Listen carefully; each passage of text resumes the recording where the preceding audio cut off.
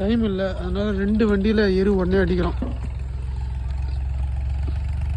சம்பாவில் 10 வகையான பாரம்பரிய நெல் நட்டு நல்லபடியாக 10 வகையான பாரம்பரிய நெல் அறுவடை செஞ்சு எல்லாத்தையும் கையால் அறுவடை பண்ணி காய வச்சு வீட்டில் எடுத்து அடிக்காச்சு.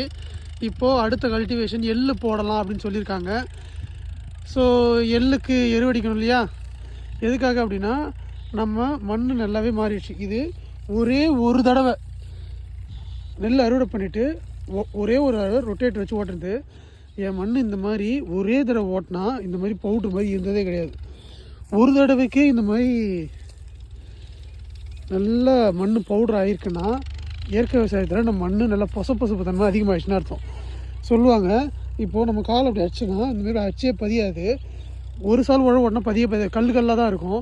ஆனால் இப்போ இயற்கை விவசாயம் மண்ண ஆரம்பிச்சதுக்கப்புறம் நல்லா பவுட்ரு மாதிரி ஆகிடுச்சு. மண்ணுக்கு உணவு கொடுக்கணும் இல்லையா? ஏன்னா இப்போ நிறைய நுண்ணுயிர்கள் போட்டு நம்ம மண் வந்து பெருக்கிட்டோம். ஆனால் இதில் இந்த நுண்ணுயிருக்கு சாப்பாடு கொடுக்கணும் இல்லையா? நம்ம கொடுக்குற கனஜம் ஒன்றும் பத்தாது.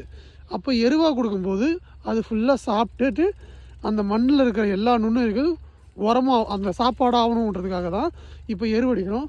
இப்போ ஒரு 20 வண்டி எருவு இருக்குது, நாட்டு மாட்டு சாணம். அதை ஃபுல்லாக இப்போ எருவாக தான் அடிக்க போகிறோம். வண்டி போயிட்டுருக்கு.